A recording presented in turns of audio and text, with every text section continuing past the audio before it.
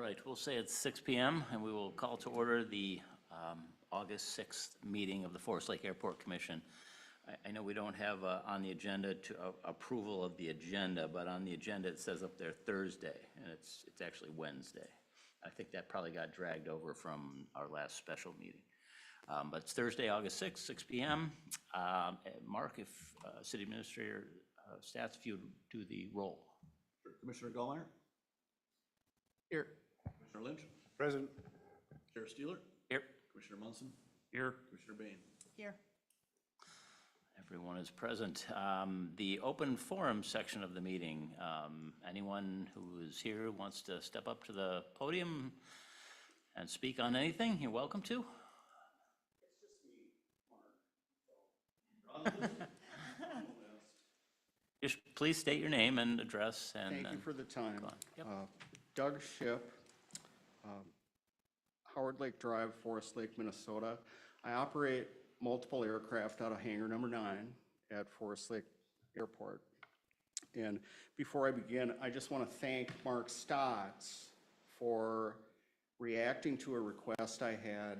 We met briefly the other day, and I just mentioned the tall weeds between the runway and the taxiway.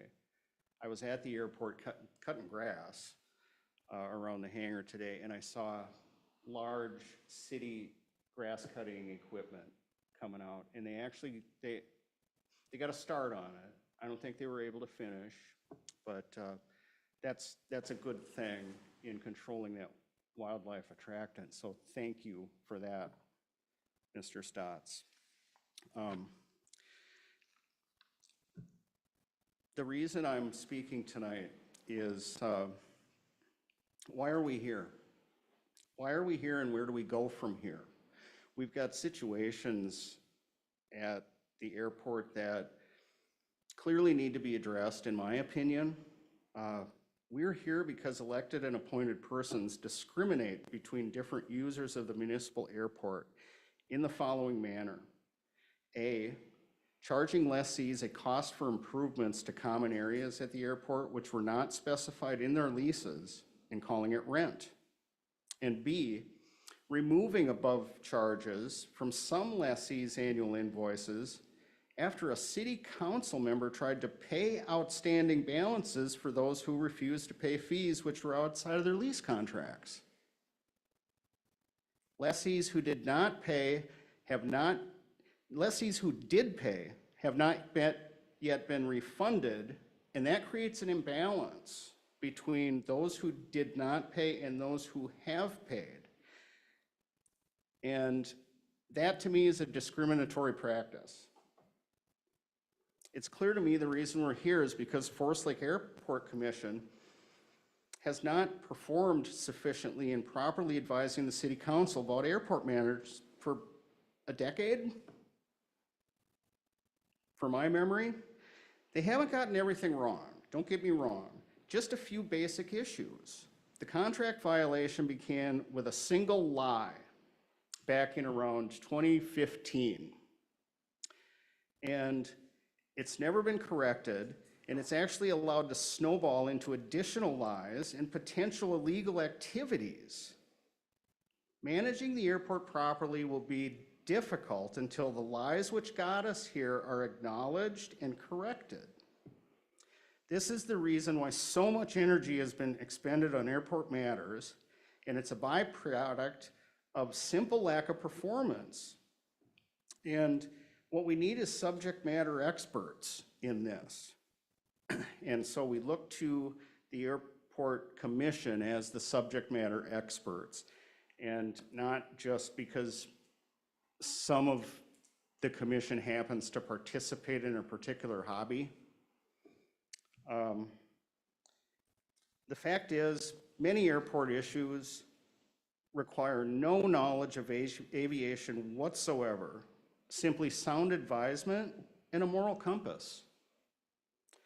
Now, the city spent 30 grand on a regulatory document thinking it can correct current issues at the airport, which include lessees using their hangars as a primary residence, private hangar owners renting out space in direct competition with commercial operators, possibly operating outside of their insurance coverage, and that creates an imbalance between the commercial operators and private operators. And it also exposes the city to undue liabilities. So where do we go from here? It's pretty simple, I think. First, end the discriminatory practice against private hangar owners by refunding payments made which were never in their contract. Not just for some, eliminate that imbalance because there exists an imbalance there. Second, level the playing field between commercial and non-commercial operators.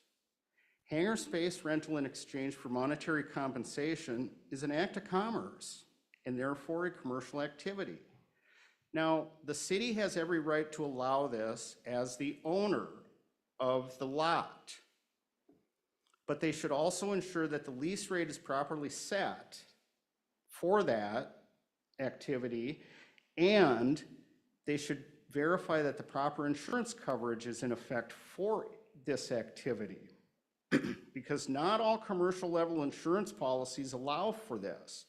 Some underwriters actually require that a hangar keeper's policy be in effect for coverage to apply.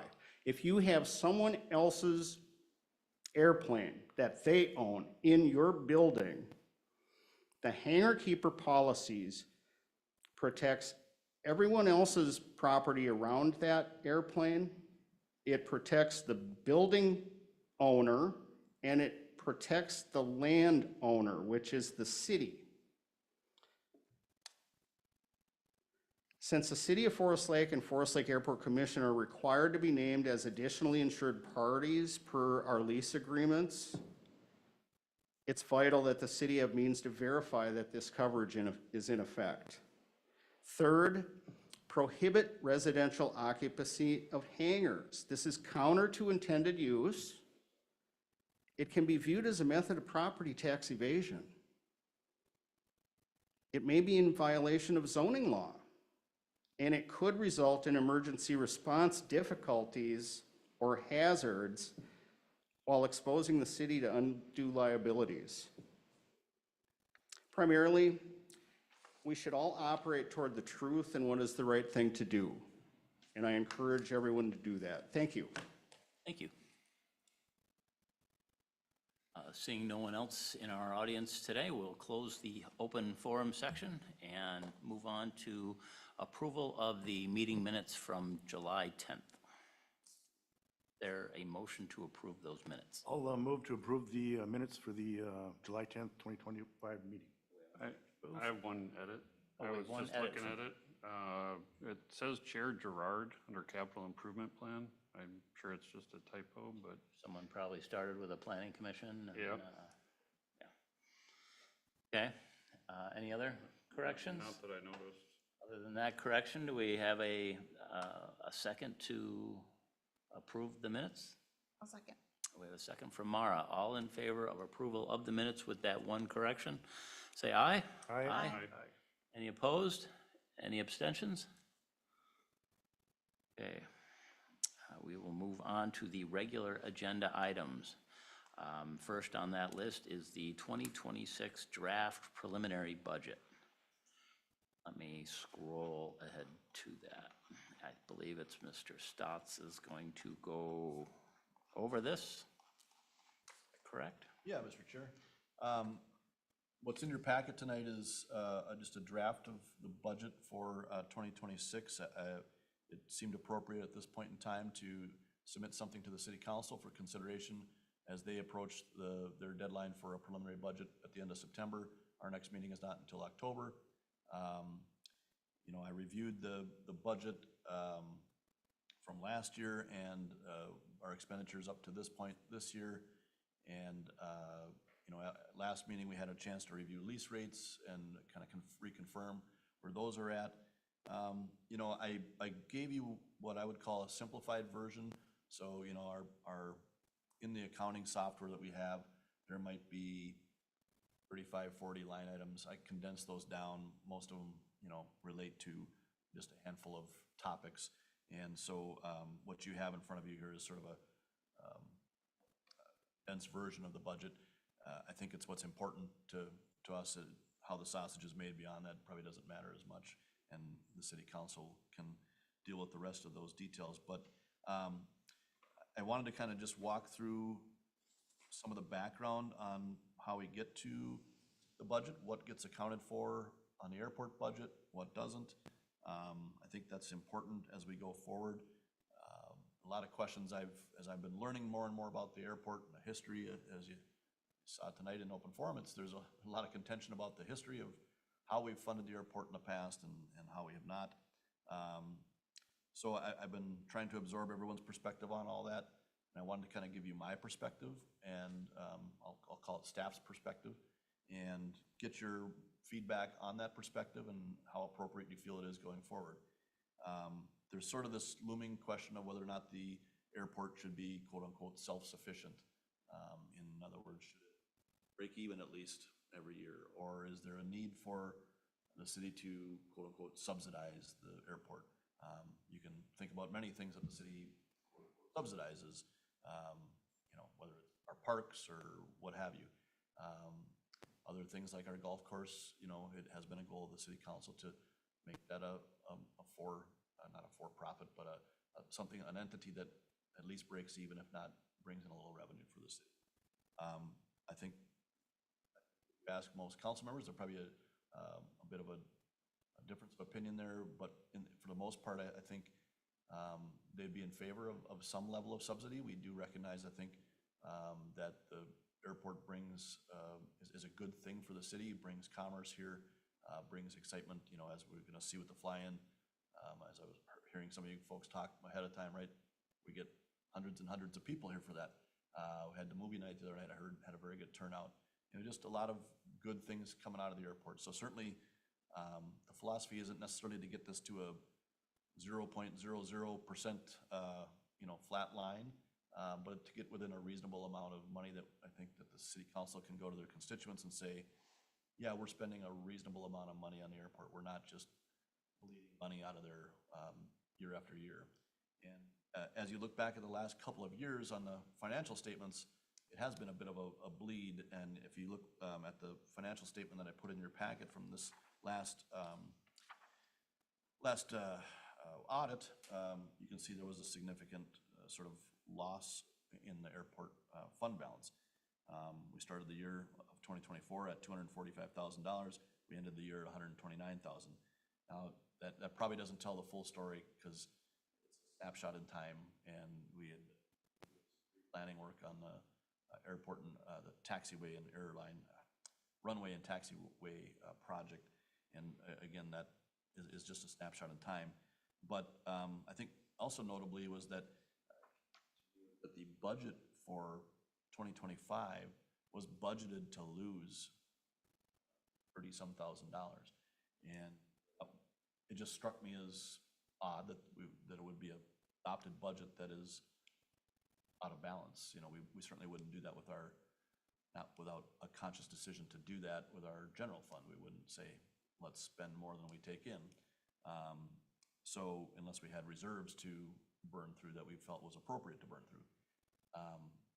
So kind of with that as the backdrop, I looked at the money coming into the airport fund and the money going out of the airport fund. And I don't want to go word for word through my memo, but the revenues kind of break down to a few things. We have the leases, of course. We have fuel sales. And then sort of another big category is this taxes. It's not property tax, it's personal property tax, which is a little different than traditional property tax, but it comes to the city nonetheless. And then there's just this philosophical question of whether or not that should be counted as a revenue to this fund, or is it just a general revenue that the city gets? And after a lot of discourse with some various folks and just thought in my own mind about what that looks like, it did seem appropriate at least to show it as a revenue in this fund. I think technically our accountants will try to tell me that it's going to need to be a transfer into this fund from the general fund. The revenue doesn't come directly into this fund, of course. So it may look a little different when we present that budget to the city council, but I think it's appropriate at least to be cognizant of that amount of money that is being taken in through those taxes.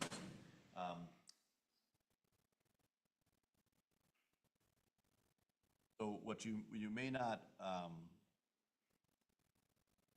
quite understand is that what is paid in taxes is, of course, like property taxes, that entire bill does not come to the city. It's divvied up between the county and the school district, the rural district and the watershed and everybody and their uncle that gets an arm in there. So the value that I've shown in the documents here in your packet is the money that the city ends up getting out of that taxes. So I think we were in the neighborhood of what, like $15,000 or so coming in from those.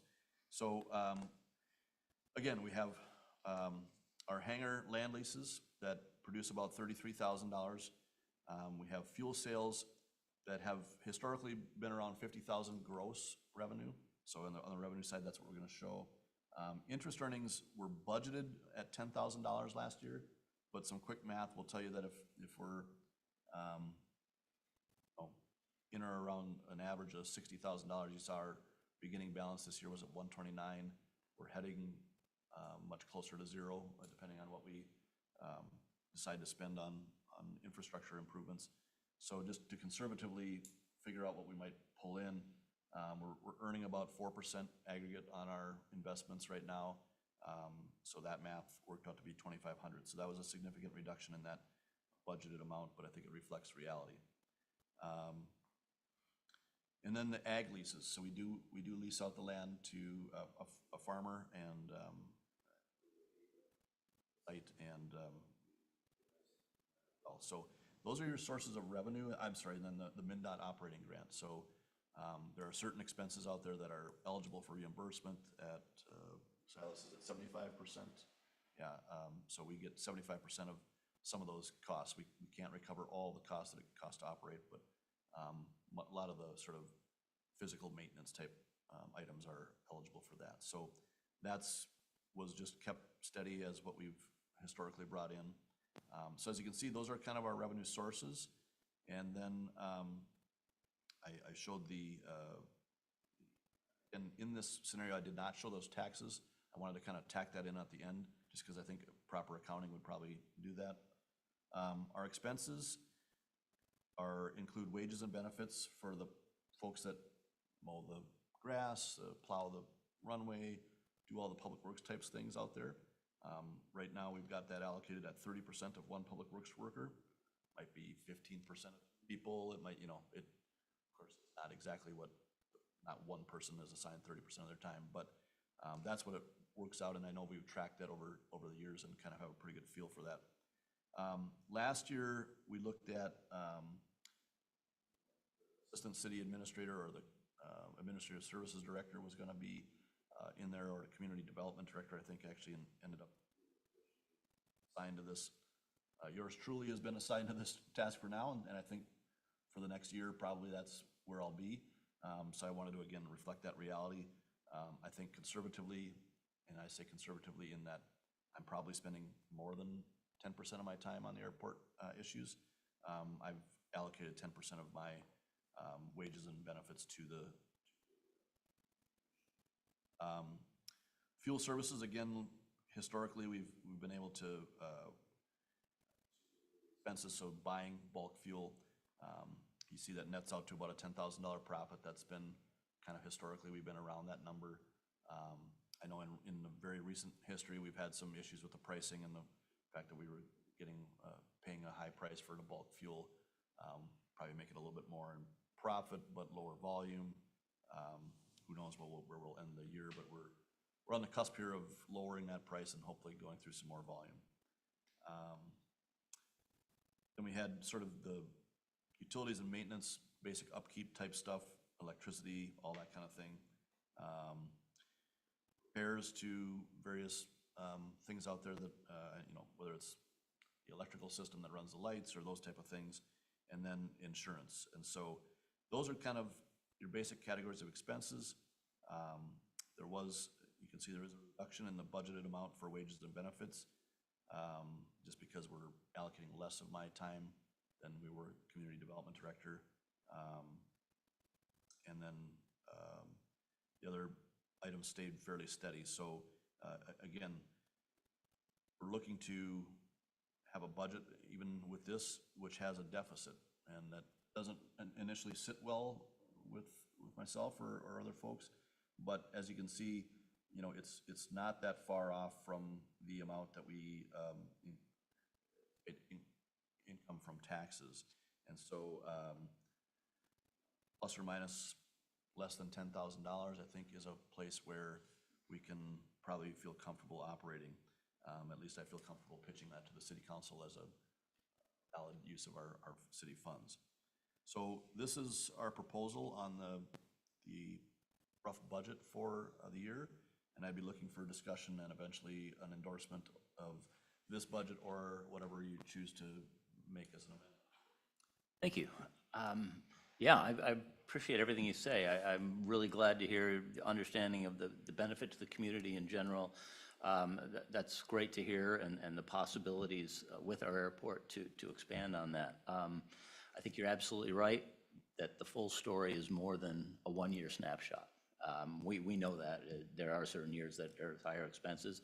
There's certain years where just the opportunity with MnDOT paying 95% that you want to jump on it, and that may be more of a negative for us. And that's where I hope to sit down with you and we talk out and talk about not only from the expense side of how that can go up and down, but of the possibility growth-wise and the number of hangars lots that are available to be built on and the possibilities to increase the revenue side. And what that would possibly be, but we can save that for another day. On the property tax side, my initial gut feeling was the property taxes should absolutely be in there, but then I thought more. I said, well, I pay property taxes at my home as well, and that money goes to various things in the community that the city council votes on and decides on. I mean, that's their job, that's what they do. And I tell you, I was a little shocked earlier this year when I found out that our city council did not even know that hangar owners paid property taxes. And so I don't think it necessarily needs to be thrown on as a line item in the budget or whatever, but it needs to be acknowledged, or at least it needs to be, the city council needs to know that hangar owners pay property taxes. But beyond that, those dollars, yeah, I hope there are things like if we're running a negative in our budget and we have an opportunity to expand in some way, the city council sees it upon themselves that, hey, that's a good investment in our city and what it can do. And so those dollars don't necessarily need to show up on our balance sheet as you know, the hard dollars that come from all that. This is my opinion. But as long as there's an acknowledgement out there that hangar owners pay property taxes, and that's there. So those are just my thoughts on that subject, and I'll open it up to the other members of the commission if they have thoughts on this budget. You know, the one thing that I watched the city council meeting, I believe it was a city council meeting, and it came up that the 80-20 rule at one point in time was the MnDOT contribution. And now that it went down from 95 to 90, you know, it's still a fair amount. And I believe, again, if you could help me out, Mayor Roberts, it was brought up about the 300-foot extension and that it was a 90-10 split, and that might still be better than the 80-20. And I thought Hannah and Erickson and yourself just kind of said, I'd kind of be for that. Is that correct? Yeah, Mr. Lynch, I think there was general consensus. It was a workshop, I believe, that we were talking. It was a workshop, okay. So there was no vote taken, but I would agree that there was general consensus that this project is an important project, and if we can get good bids, that there would be some support to allow the fund to go maybe even in deficit a bit, or to be subsidized by the city to get this done, or given some sort of interfund loan or something like that to the committee. But I could just add to that, I guess that does show really the council has full support of the airport. I mean, to be willing to spend that money with it, not knowing if we have that money in that fund, and still wanting to do that and figure out a way to do that, that was, all 5 council members were in support of that in a workshop. I just want to say it out loud to get it on record, because there are some people that think it's anti-airport, and I didn't see that there. And if a person was anti-airport, I would tell them, you know what, in this workshop, we had 3 out of the 5 that, you know, verbally said, it's a safety issue, and we would definitely fund it at a good rate. Or acknowledge that.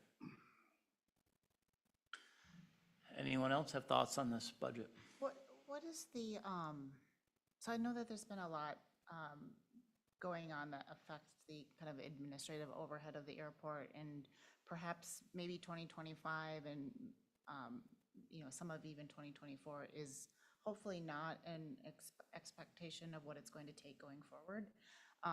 And so do we have some thoughts on, long-term profitability of the airport, or is this a point-in-time dip? And if we were to make a recommendation to approve a deficit budget, is there some thoughts that, 2027, 2028, that number comes back up? Or are we foreseeing that this is more of a long-term issue that doesn't have a kind of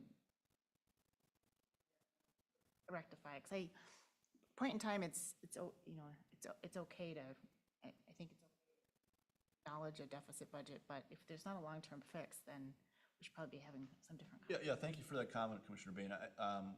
Notably, I skipped an important part of this budget discussion, which was that in this sort of one page where I'm going through the expenses and revenues, missing from that is any capital expenditures. So I took out all the money you've spent on Bolton and Mink designing and pursuing funding, and I also took out any expenditures that we're gonna have in 2026, perhaps if we go forward with the airport. And I did that on purpose so that you could see what I would call the operating budget. And to Mara's larger point about whether or not we see this as a trend, I think you can see this is a trend. There's not much movement in these revenues or expenses on the operating side. There's just not a lot of things you can massage too much. I do think, though, that is what we're gonna, and that's the reality I wanted to show you. And what I think that tells us is we need to look at, okay, what can we do? Our ag leases, could we renegotiate those? Sure, we could probably get a few more bucks out of that lease, okay. Hangar land leases, yes, we could raise lease rates.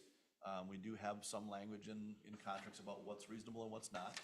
There's for discussion there. The operating grant is what it is. It's 75% of whatever we're doing, so there's not a lot of ground you're gonna make up there, because the more you spend, the more you get, but that's a vicious cycle. Fuel sales, I think there are some opinion that if we would lower fuel prices and now that we're more competitive, we'll have more volume and therefore we could make more money. I do think that that also goes along with, of course, increased traffic. And so if you look at some of the projects we're thinking about and extending the runway, we've got some commercial hangars coming. Those are gonna drive fuel sales. Fuel sales can drive revenue. That would be great. And then, the idea that the land leases, the rates, we could raise a bit, but obviously the real fix here is to get additional hangars, right? And so you've got $33,000 in hangar leases on, 28 active hangars, I think? So you're $1,200 a hangar on average. So you get 8 more hangars, you've solved your, not doing that math right, I thought it was 11,000 in my head. You get 10, 15 more hangars, you've solved that budget deficit. Those vacant hangars, those vacant spots aren't paying rent. They are. They are? They are, I'm sorry, yes, 30, so it's 31. 31, paying hangars, I should say. What's the hangar build-out that needs to, it's the additional lot build-out? So that they're needs not, couple of things, they're not paying the property tax. Because there's no building on There's it. no building, Yeah. but they are paying land And lease lease, rates. yep. However, they're not driving fuel sales, and they're not sort of contributing to the overall growth of the airport and attractiveness to other commercial entities that might want to be there.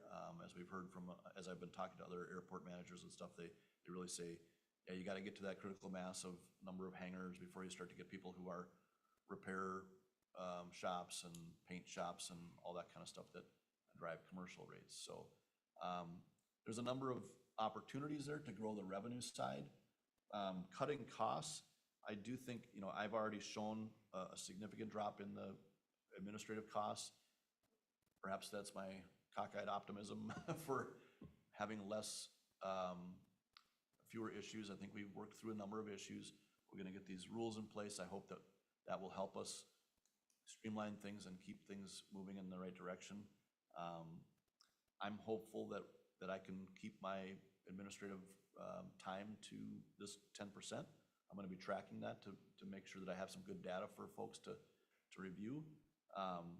But I think the denominator side of this is sort of the more important. Like, if you can get more people paying that piece of the pie, that's really where we ought to be focused in order to grow revenues. It's tougher to cut expenses, I think. A lot of these things are just what they are, right? You gotta plow, you gotta mow, you gotta fix stuff and all that kind of thing, so. Right, once additional lots are available and leased, I mean, that's an endless revenue stream coming in, and you're not gonna have any more runway grass to cut than you already have.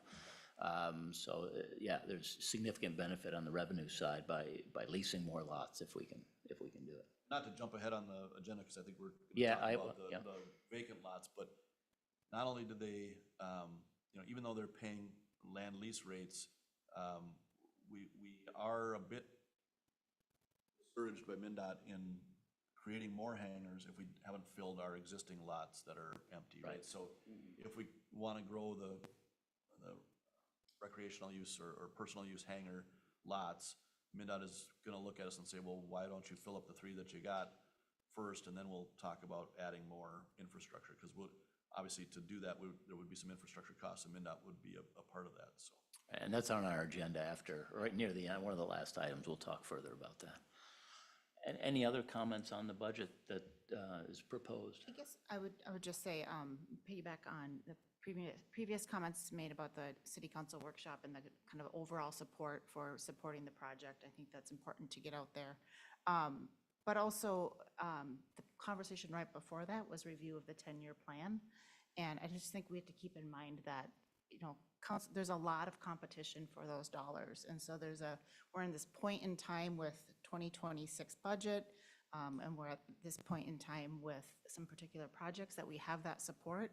But somehow, longer term, we've got to get, the airport as self-sustaining as we can, and back to that critical mass that kind of got a lot of investment in with not as much utilization as we could have. And so whatever we can do to get to more of that critical mass is just going to help us, because again, there's a lot of competition for those project And the one nice dollars thing on that is that the 10-year airport plan. has the potential there. I mean, there's all that empty land that can be leased. So, as opposed to say that like the golf course, I don't know what more, I'm not a golf course expert, but more we can Probably do, tapped maybe out, is spend yes. marketing dollars, but that's about it. It's probably tapped out in terms of what. So there's tremendous possibility as long as we all understand that. It's a matter of, getting there with one way or another, so. The one fuel sales is huge, because that could grow. And having Yes. it just at 23% might not be the case, because back in the day, we used to buy fuel and just mark it up, and if we bought fuel at a high price, it sat there because it was too high to sell. And then once we bought fuel at a low price, it was gone in a couple of days. So with the technology, and I've said it the last meeting, just opening up your iPad. I mean, you could go to any airport within a 5, 10, 15-minute flight and fill up for $2 cheaper. So that right there, I think if it's managed correctly, and I'd be more than happy to help pull up my iPad and see what the neighbors are doing. But simply put, I think that has more potential than anything, because gators like cheap gas. Yeah. So. Any other comments on the budget? Do we need to make a motion? Yeah, I would appreciate a motion to recommend approval of the budget and passing it on to the city council. Want to make a motion to approve it as drafted? I'll go ahead and make a motion to approve it for the 2025 projected 2026 budget, is that correct? 2026 budget. We have a motion. Do we have a second? I'll second it to approve the motion to adopt the proposed 2026 budget as presented, and recommend that the city council transfer the money into the airport fund equal to the amount of, that's on a, Yeah, that was the recommended motion. okay, amount of taxes collected the year prior. Yeah, I'll make that second. Mr. Steeler, if I could make sure that the initial motion included that extra portion there. Yes. of a I mo- didn't see where it was written here. Yeah, I had to scroll through to it without hard copies, it's tougher. Motion and a second. Any discussion? All in favor of the motion, say aye. Aye. Any opposed? Any abstentions? Sounds like all five. Okay. Now I've got to scroll back to the agenda, because I don't know what's next. All right, we will move on to the engineer's report. Silas. Thank you, members of the commission, for the opportunity to address you. We talked about kind of all five of these items at the July 10th meeting, and I'll start with the funding for the runway and taxiway 300-foot extension request. As of the last meeting, MnDOT had not released their list of funded projects for state fiscal 26, which starts July 1 of 2025 and runs through June 30th of next year. So on July 22nd, MnDOT released their list of funded projects, and unfortunately, neither the 300-foot runway or the taxiway extension made the initial cutoff. The runway extension scored 50 out of 100, and the taxiway extension scored 48. Projects that scored 53 or higher received funding from MnDOT. So in subsequent conversation that I had with Erica Johnson, the airport development supervisor from MnDOT, I first said this seems kind of unusual that a runway extension would score that low, and an associated taxiway extension. So they're still looking into it and going to be providing myself and City Administrator Stotts with a response in terms of how they scored the projects where they are. But Erica Johnson with MnDOT also said that a secondary round of funded projects is going to be announced in September, and that's when myself and City of Forest Lake will know for sure whether funding will be made available for either the runway extension, taxiway extension, or both. So unfortunately, no good news at this point, but I'm hopeful to know more in September and bring that back to the Airport Commission. Any questions or comments on that? All right, thank you. Kind of the Clear Zone acquisition plan, nothing has changed there. We submitted that May 9th, still waiting for any comments from MnDOT to address that. Kind of on to number 3, the airport rules and regulations. At the July 10th Airport Commission meeting, there were a couple comments received from the Airport Commission that we have gone ahead and addressed, and did submit City Administrator Stotts a revised version with track changes so everyone could see the revisions that were made. I could just jump in. We did then send those out with the invoices to all the hangar owners, except folks that needed an updated email address. But all the hangar owners now at this point should have the revised rules, and there was a cover letter that went with that asking them to provide comment. I know I've received some comments from a couple of folks in the audience tonight, and I'm hoping to get some more comments from other hangar owners, and we'll pass those on to Silas and his team to do those revisions as well. With the intent of bringing back sort of a final draft, if you will, to the October 10, October meeting, whatever it is, October 1, I guess, maybe. Since we're here and Silas is right, there was one kind of it's somewhat nitpicky, but I think it's a big deal in the rules and regulations. Whenever the word lease is stated, in my opinion, it should say ground lease, because folks in Forest Lake don't necessarily understand the difference between a ground lease and a lease. And so when the word lease is used, it implies that folks at the airport are leasing hangars, and that's just not the case. So I think when you go through that language, every time the word lease is there, it should really reflect, it should say ground lease. And again, that's nitpicky kind of wordsmithing, but I think it's kind of an important point. And I will, in responding to the letter she sent, I'll mention it again there, but since you're here in front of us here, I thought that was kind of a big one. If anybody else can think of anything that was really key, if you don't have one, but you've got the document, by all means, email it in when you send it in. Okay. And I'll send in whatever else I had jotted down at home on that as well. So, yeah. thank Yeah, you. certainly. Thank you, Commissioner Steeler, because, the other comments that came from the Airport Commission at the last meeting was, define operator as commercial or private in sections, which has been completed. Fractional ownership of aircraft include that in the definition. Changing the language for the type of doors for the hangars, we got that corrected. Changing the heading for the application section was corrected. And then one of the other comments was kind of address the rental of hangar space as not a commercial operation. So we did include some text in the revised rules and regulations to make that clear as well. So yeah, I'm not sure of the comment period that Administrator Stotts put out there, but as soon as comments are received, we'll take them, get those addressed, and work on a revised rules and regulations edition for everyone to see. But if anyone has comments here, I'd be more than happy to take them. Otherwise, wait for official comments to come from Administrator Stotts.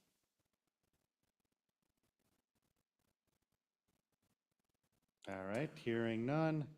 Kind of on the north hangar lots layout, included in your packet is kind of a layout, kind of designating 4 hangar lots, kind of over the taxi lane Bravo extension there. I'm not sure if we're still waiting for a determination whether these will remain as commercial lots, private lots for anybody to rent, or if that's still going to be determined after the rules and regulations kind of gets completed. So it's just still on my list here, and with the layout, just identifying, the finished floor elevations, the lot sizes for here, the maximum size of hangar that could be built there.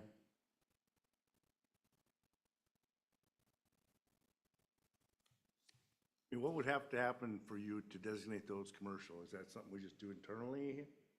And the only reason I ask is because it's 2, 3, and 4 are commercial hangars, but you got individuals, got aircraft in them, and they're paying the commercial rates.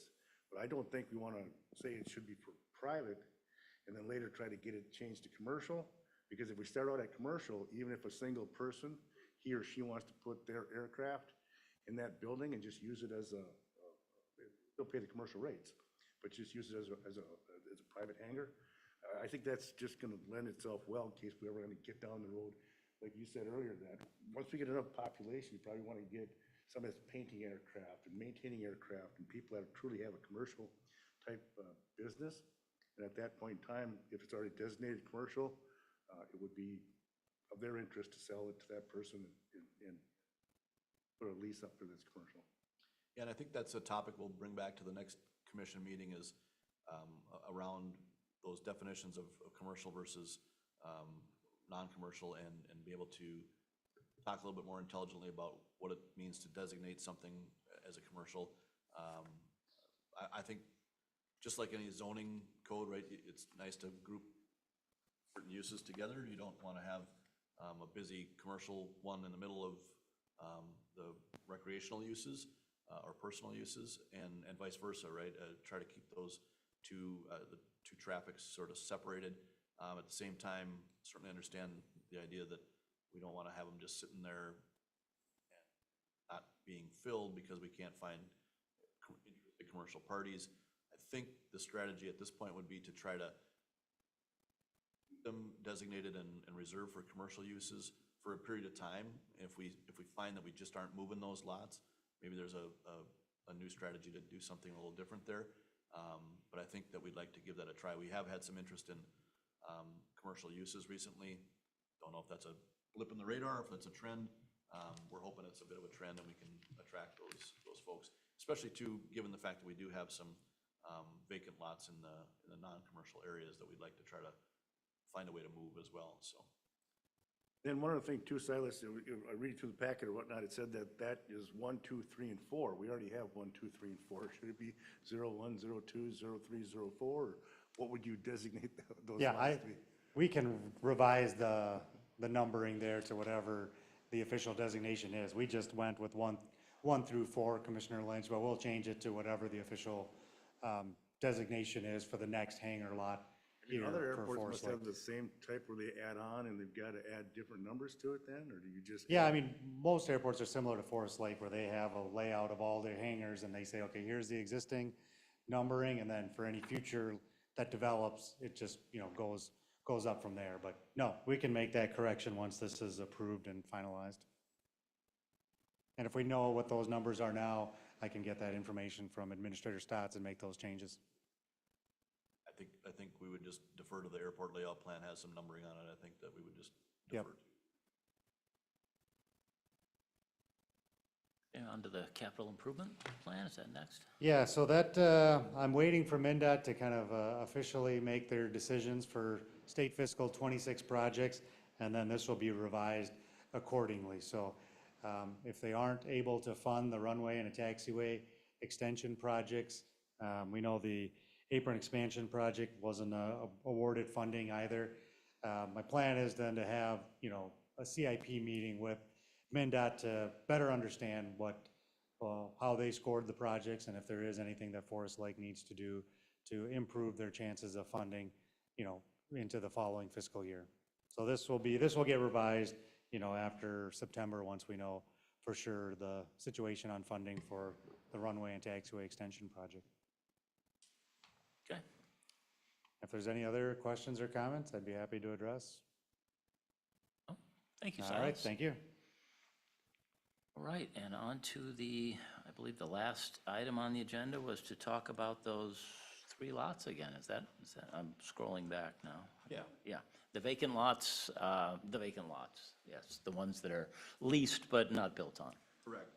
So, I think we've, Chair Steeler, I think we've been through a few of the sort of the pros and cons, or whatever you want to call it, and issues related to vacant lots. Obviously, certainly there's an argument to be, well, they're paying leases, what's the big deal? But I think that there is those other compelling arguments to be made that we are then lacking the taxes that would come from those. We are sort of in a spot where, in order to make the next move and build more lots, the infrastructure to build more lots, MinDOT is really going to push on us, and we'll score higher, I guess is maybe the better way to say it. When we go to get funding, Right. we would score higher if we can say all of our lots are full. And by the way, we have this waiting list, and too, that is sort of also, as you can see in the sort of the title to this item, vacant lot and waiting list strategies. We do have a waiting list. I've talked to a few folks about the history of that. It appears that it was created probably in 2018 or so. There's some notes in there that look like as recent as 2024. We've touched base with some people about staying on that list or getting off the list. My intent would be, coming out of this meeting, if I get that direction, would be to sort of make contact with those folks again and try to make an effort to, re-up people's interest. I actually just happened to get a call yesterday, I believe it was, late yesterday, from someone saying, hey, I'm looking for hangar space, what do you got, anything? That's interesting you got, so just a little history on that. We've never formally advertised or put out there that there's lots available. Back when we were working with Dan Undum and we looked at the possibility of the space on the south end for the 9 or 11, we didn't quite know exactly how many could fit there. We kind of thought that might move forward at a quicker pace than it did, and just through word of mouth of a couple pilots here and there, that's what led to that 15-person list, I mean, in rather short order. But then the opening up of those lots being available never happened. The 3 lots in particular that we're kind of discussing right now weren't really available to those people because of the individuals that had those leases. So the waiting list as it sits now is probably kind of a dead list. I gotta believe that's old. If the city wants to get word out there that there's 3 lots available, there are some organizations such as EAA that held the movie night out there, or the Vans Aircraft community. I mean, you touch those 2 communities, you're going to touch a lot of pilots and get word out there to people. So if you want to get that word out there and get a new active list together, just let us know, or let Mark know, or Pat Haverland, who's president of the EAA chapter. By all means, we can move forward and get that list created. On those 3 lots in particular, I don't know all the legal ins and outs of it, but I know there's some kind of a stalemate going on there. Has the city reached out to each one of those individuals and asked them to come in and talk about the lots and where it stands and what their thoughts are? So I did only in that, as part of the cover letter that went out with the invoices, this just a few days ago. We did ask that if you had a vacant lot, to please contact us and talk. I've already had one individual come forward and ask to chat. Unfortunately, I was caught between meetings. I didn't have more than about 3 minutes to give him, but we have a plan to meet and. That's good, because I think you'll move forward in talking with them. Yeah, and I think that, it's a nuanced thing, right? The Yes. contract says you have 2 years to build it, but at the same time, we've been charging them leases on the empty ground. I'm sure they would rather not just Right. forego all that and abandon their hopes of building. But I think they would all hopefully understand the idea that we'd like to get this land developed. So I think just a conversation with each of the three of them, just to understand where they're at. Are they planning to build anytime soon? Can we up the contract and make some more clear language about what the expectations are?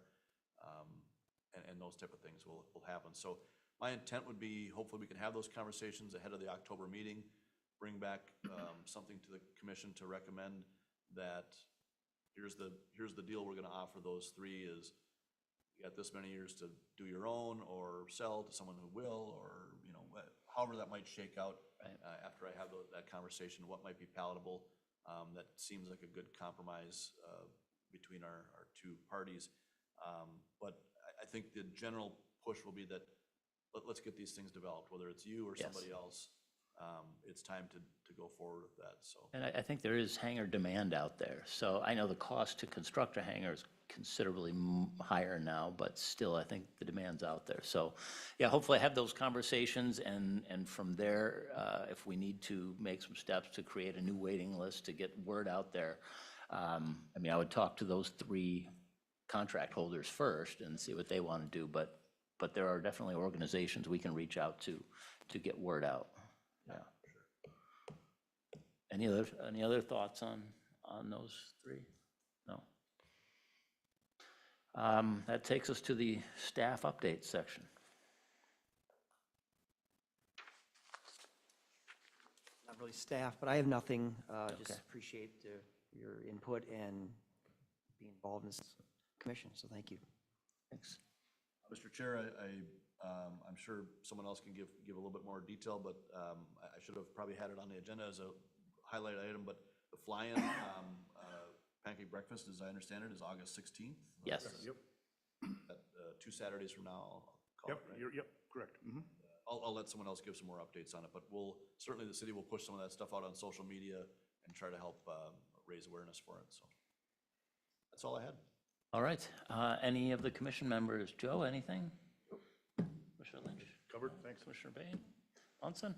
I don't have anything to add, so do we have a motion to adjourn?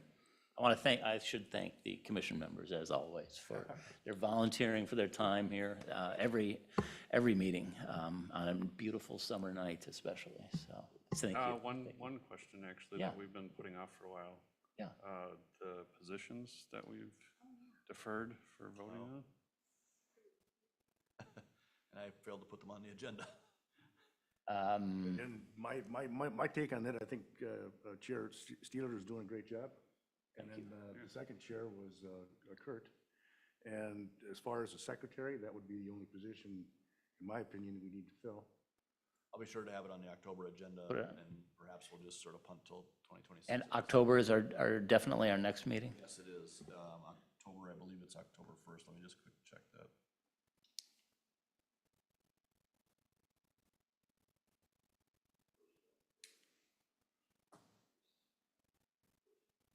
Okay, October 1st is our next meeting, 6 PM again.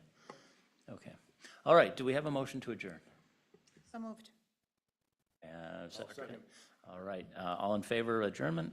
Aye? Aye. All right, we are adjourned at 6:54. Thank you.